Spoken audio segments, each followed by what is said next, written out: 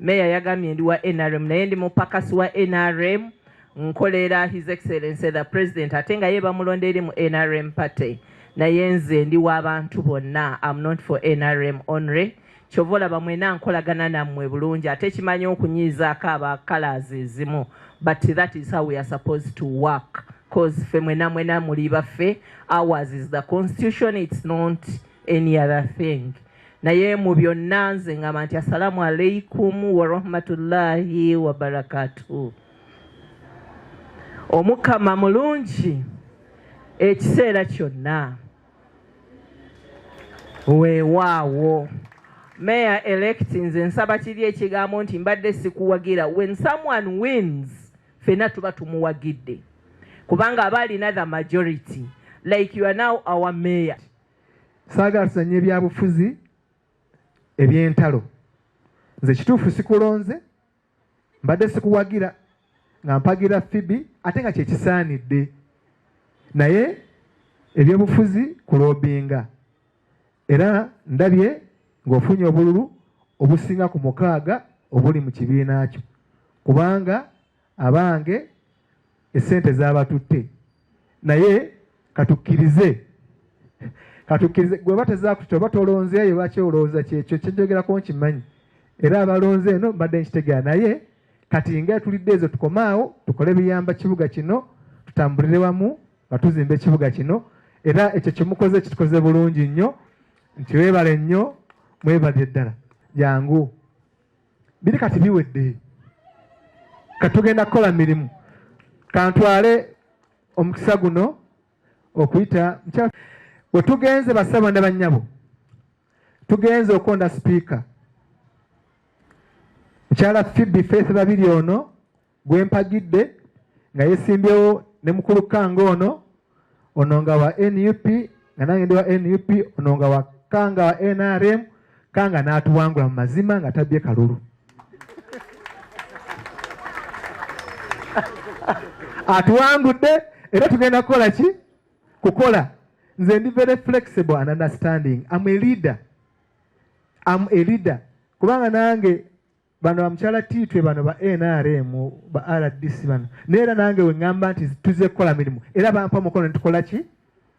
Twagala tukole emirimu nga twiraga kye bayita maturity. Sebo Kanga nkwezaayoza kituufu nze ompangudde kati gwe sipiika wange era nkusaba tukole bulungi mirimu gino mu kibuga.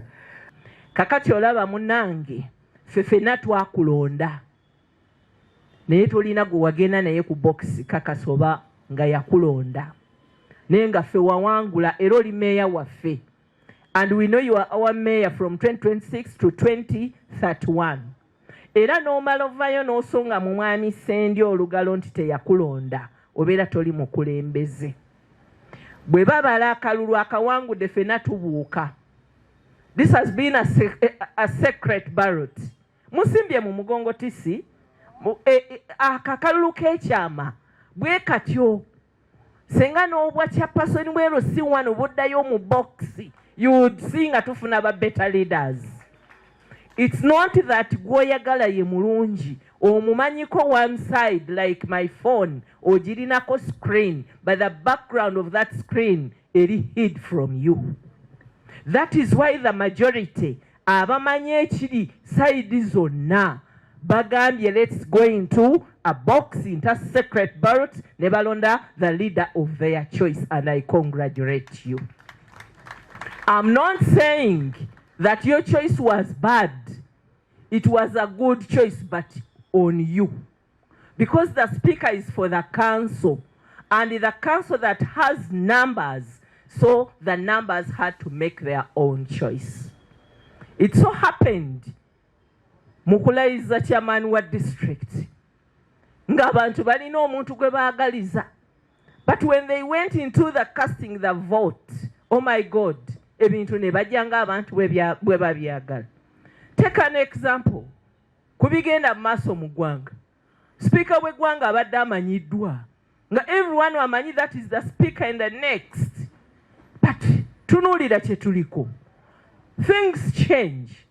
Naye bwe bichanginze n'abaali ba campaigning manager nabo bavuddeyo ne bakwata ne boogera bye baali bamanyi ku speaker gwe babadde bawaana.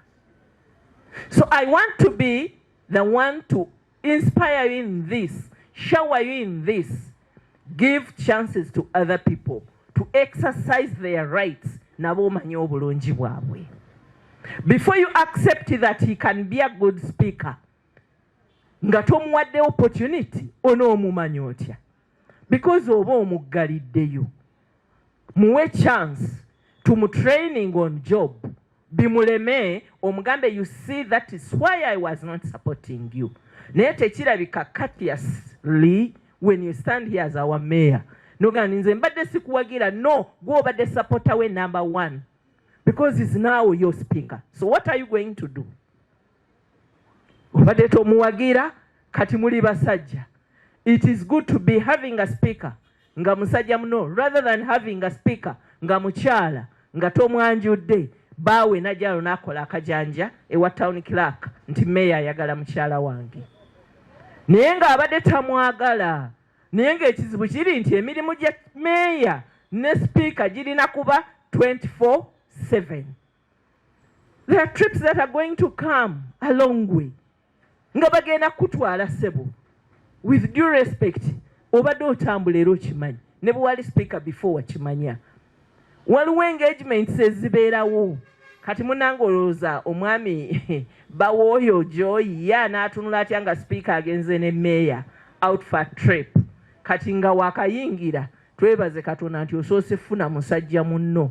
Kasita olina advice oba deputy omukazi, leka ne Maama Ruth naye akakkaneko.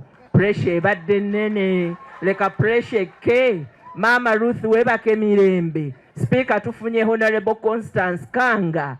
Biri byonna by'obadde owulira bikomye, abadde atambula naye lwakalulu, not any other issue. Kati leka agende abeere kansala because she was elected, she has that mandate. Naye ng'asooka atuwumuzeemu akasigiri kabadde kasuse mwami Sendi.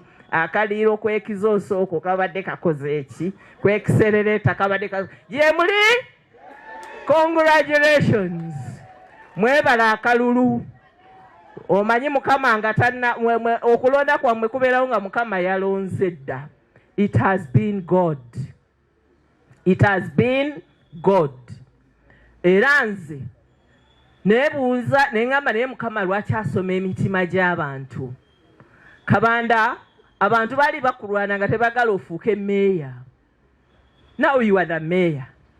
Can them come ne bakugamba nti nze nali sikuwagira mweya gwe. Naye nga gwe omaze okulayira kiba kikyalina amakulu. So tukomye ekigambo ekyo. Shaking hands tukole emirimu. Kyogenda okukola oli yagenda okitandika mu kanso. Bwe tunaatandikira ku nooti ey'okwekuba okwefumita bano bo kati beeraliikirivu. Bagamba tewali mirimu kubanga abantu bakola ki? Balwana. Nze I have hopes in you. Ndowooza nti osobola okukola. Naye simanyi, naye kati bakikuwadde. Okibaddemu mu municipal. Luli walinga mukyabwa speaker. Ne bakuwa municipal, ne bakuwa division. You've been there. Otulekeddeyo ekizimbe. Naye abamu bagamba nti era waliwo ebitaatereera. So kati okutta ekitiiyo obadde ku kijiiko. Oli ku kitiiyo tutunuulidde kinene. Tulina higher expectations. Nze nyimirirawo ne nteekawo omugongo ne nga no, I think he can perform. Abalaba ngamba is not going to perform. Kati it is a challenge. The ball is in your hands. The ball is in your hands. Mwami Sendi, tetuze ku kawewevu. You are the manager, you are the mentor, you are the everything to Kabanda. Bwebigana gwomusudde. When you don't perform well as a mayor, don't ever even think of standing in any other position in Mukono municipality. Not even in Mukono district. Because fetulina essuubi. Nze wadde oli wa Nuupu manyi nti wagenda kukimayo kaadi. Osobola okugaanira n'okukola akagala ako. But get to know I worked with you. From 2006, I have been knowing you. NUP was not there. It was DP. We saw Mzee Msambwa, the late, may his soul rest in eternal peace, doing services for the community, working with NRM government, all along from the movement system. He was rendering services to the people. You were born of the NRM government. So what are you going to tell us? What are you going to tell us? The rules of procedure that you started, the municipal that you started, the garbage that we are seeing around the Mukono municipal. What are you going to tell us? Kabanda gwazalibwa ab'emmamba. Ogenda kwogera ki? Amalala. Okitegeera? Nze kyenkugambye omusajja Omuganda taba na malala. Kyenva nkugambye omusajja Omuganda tasula ku kyalo kimu. Kubanga alina okuwuliriza ebifo Erule n'Ebweya. Ate bwenjogera ekyo abantu balooza nti nkusindika mu kuwasa. Nze sikusindika mu kuwasa. What I'm trying to mean, we have 79 villages that make up Mukono municipality. You were born of Nabuti. Are you supposed to now go on Nabuti village to see what you are going to do in Nabuti? You've worked in Mukono Central Division. It's the turn now to go to Naka, Chesereka, Papat, Buwava, Nyanja, to see what should be done to those communities. This is bringing another Tamaka road from Nabusugwe. It is your duty to monitor. Why a delay in the implementation of that Tamaka road? We have Lagandot as a project that should work on the roads in the Mukono Industrial Park. What are the issues that are delaying the construction of these roads? We have the highest number of unemployment in the country, but we have the factories, around 530 factories. It is your role as a mayor to go and visit these factories in the industrial park, lobby for jobs, get a data bank for the youths and their areas of specialization. It is your role. So bwe tunadda mu ntalo empya kikubye kabanda kikubaani ebyo tebigenda tumazaako. Tukaabye ebbanga eriwera. Kati tukwongedde ku tiimu y'abagendo tukaabya. Can I speak like that, Mwami Sendi?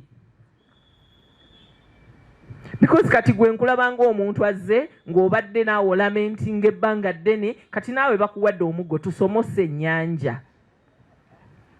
Abantu bawane Mukono balonda mmwe. Balonda mmwe because mubagamba bingi ne bakkiriza. Kati mukwano nga bwe babalonda, ffe tetugenda kukomya wano mu kizimbe tisi kyagenda okumaliriza. Njagala by 2028 okundaga abavubuka b'ofuusizza emirimu. The professional and skilled jobs in the industrial park eya Namanvi. Because that is an opportunity. I'm not looking at the weakness of having a speaker for NRM, because according to you, that has been your weakness. But I'm seeing the opportunity because our speaker comes from the same ward, the Nantabulira ward that has the highest number of factories.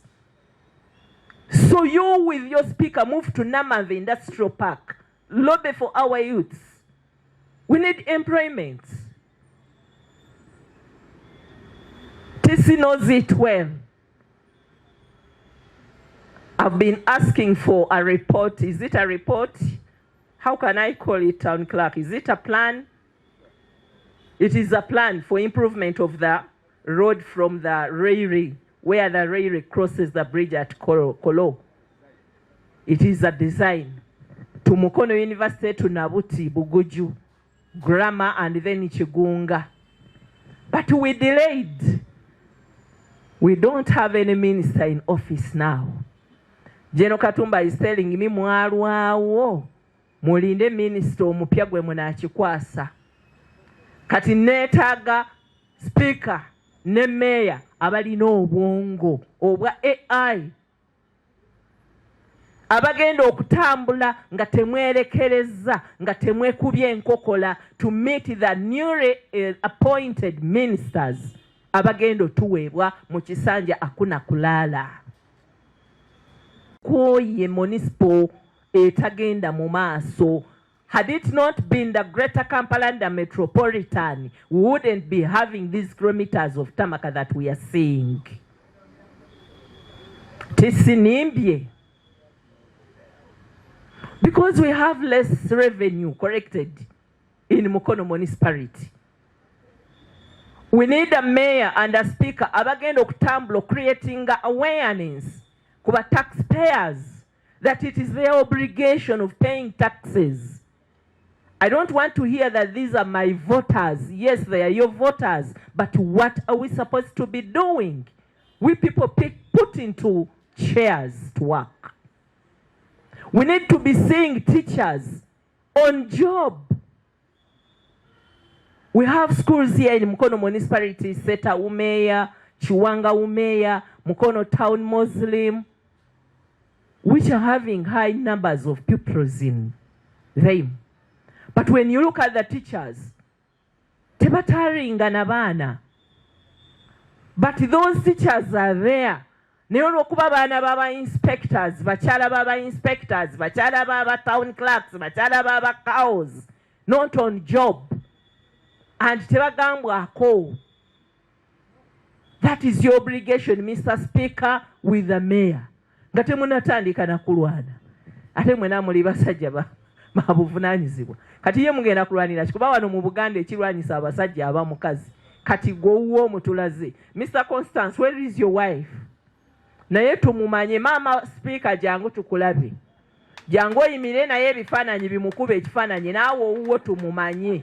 Zibirira n'alabamu owa munne. Because olw'olumu obutalaga mukazi omu bantu kyekireeta abantu okumukwana ate gwe n'olowooza nti bakoze ensobi naye nga tewamubalaga tebamumanyi. Yes, kati batulage. Mulaba nti babadde tebeemanyi.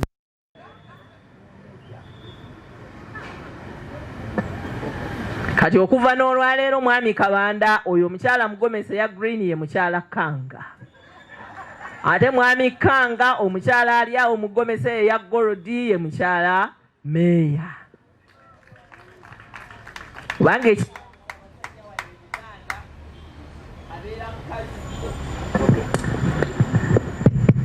abeera muki? Abeera mukazi kati kansubire nti abo tebakyalwanye mwami Sendi. Kola enteekateeka oba bombi tebanjula nga tugende tuwogole. Banjula abakazi babeere ku ttebe nga n'abakyala baki banjule. Eyo moment ewedde. Buli omu ategedde munne, buli omu ategedde omwami gw'alina n'ebirungi by'alina. By the way balina birungi kubanga leadership is always good.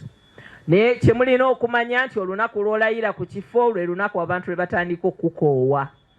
Kati olwaleero abantu bano balina expectations, balinda handshakes, balina bingi bye balowooza, kati batandise okwekoowa. Bagamba kale Kabanda twalonda waaki, avaayo atya n'agamba mbu nno abadde tawagira Kanga waffe, kale Kanga twalonda waaki, kale NRM atuwangula atya, teri bukulembeze butava eri Katonda, Kanga do it well. It is the manifesto of NRM that we are implementing in all local governments.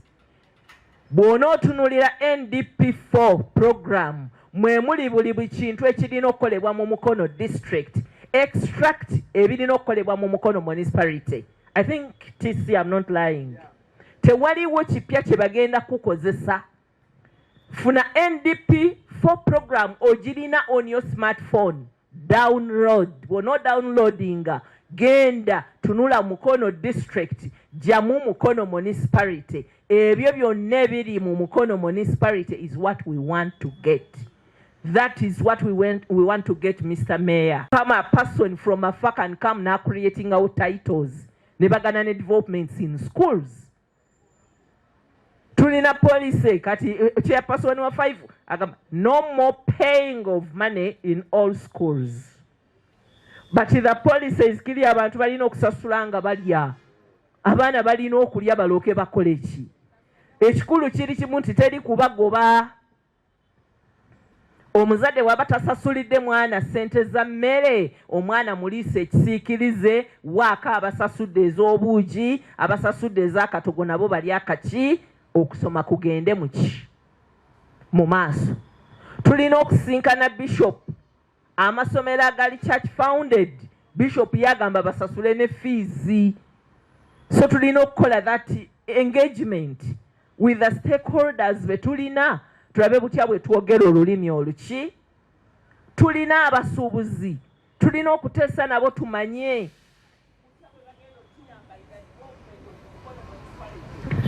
Weno musajja gwe, I hate security, and switching off the microphone when I'm speaking is an insecurity. Awo wotudde we wali DPC wange ne OC, because bw'ojjako akazindalo nga njogera is an insecurity. Si bwe kiri, I'm delivering a point, you are distracting. Tonkwata obubi, kisanja akuna kulala. Kitegeera. So the newly appoint abalayidde ba councillors, mbadde nkidinga twekitwala bubi mbadde nsaaga. Ba councillors baffe abalayidde banange no teri ssente. Buli eyavudde gye yavudde nga z'okugaggawala, kindly denounce oddeyo tufune by election. Eno teri bugagga, eno eri obuweereza. Era abantu bano be mulaba abaludde mu bifo si bagagga, baweereza buweereza. Leka tubeere nga tuli MTN network oba Airtel, simanyi kumwe eri available yeriwa. Eyo gwe gy'omanyi eri available weefuula ekyo. Kansala tabeera kansala lwa kuziika.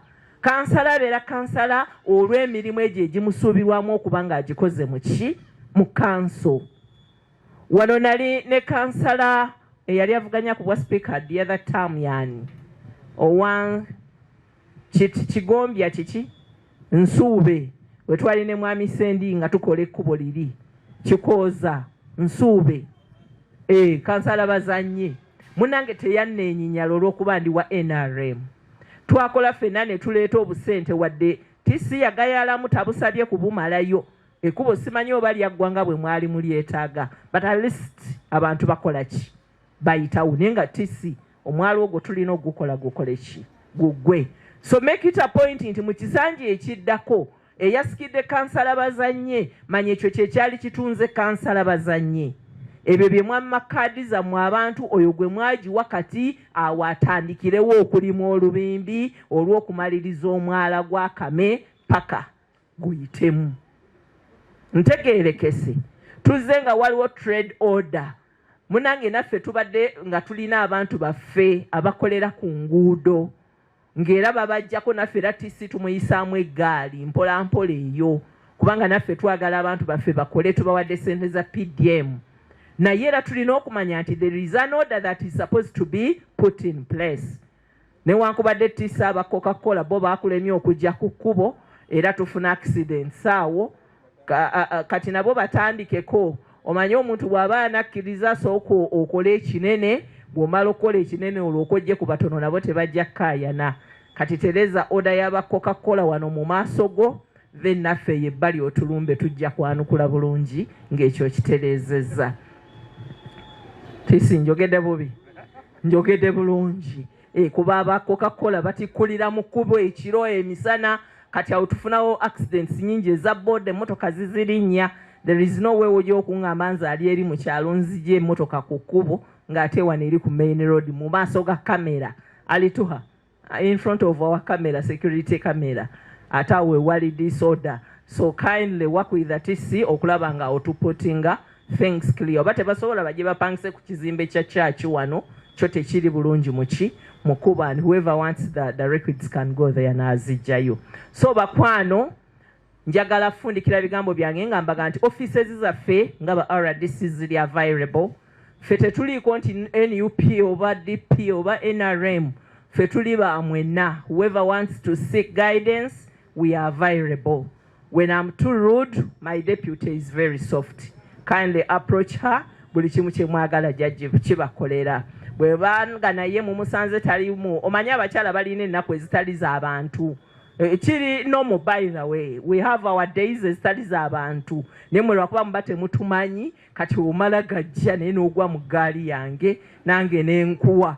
So when you find me on a bad day, I'll give you. When you find me on a good day, kindly we shall share. Naye tulina b'assistant baffe bano balungi bali approachable. You can give him or her a message ajja gituusa gye tukola ki gye tuli. N'olwekyo nsaba mbawe edduwa emaliriza nga ngamba nti nsaba Allah you guys tugenda mu Eid. 27th Wednesday is Eid day. Kusala bisolo Kabanda mama we ye Fatuma ate ne mwanyina ye Fatuma. We expect having cows here. Abantu ba Mukono municipality basiraamu kawo muteekemu embeera egaba ennyama eri abasiraamu ba Mukono. Slowly by slowly ajja kitegeera. So nensense buse tugenda mu Eid kyasa tugenda mu Eid you can corroborate nitufuna ente nga 7 wano. Netuzisalira ku municipal then next year netujje like that we can share. Alituha musiraamu temubaleka nga tebalidde ennyama mujja kuba mutukoze bubi. Naye kamba wedduwa sigenda gisoma mu Luwarabu njagala nsome mu Luganda buli muntu agitegeere nti ai Allah ow'ekitiibwa tukwebaza olw'olunaku olwaleero. Tukwebaza kubanga gwe muyinza otusisinkanyiza awamu ng'abooluganda. Tulina enjawukana mu mawanga, mu miziro, mu genda, tulina enjawukana mu bibiina by'obufuzi. Naye ffenna tuli muntu omu kubanga gwe watutonda mu kifaananyi ekyo. Ya Allah gwe olonda abakulembeze, muffe walondamu abakulembeze, ate buli mukulembeze gw'omugerera ekiseera. Nsaba ekiseera kye wagerera abantu bano b'olayizza b'olonze kibeere ekiseera ekirungi. Obawe embeera ennungi mwe bagenda okukolera, obataasa emiziziko gyonna egibategeddwa. Babeere nga batambula nga tebakusudde nga bakola naawe kubanga ya Allah gwe toyagala abantu babonaabona. Saba obawa amagezi, obawa okumanya, obawa okutegeera, obawa omutima ogwagaliza ebitundu byabwe n'abantu baabwe bakulaakulane.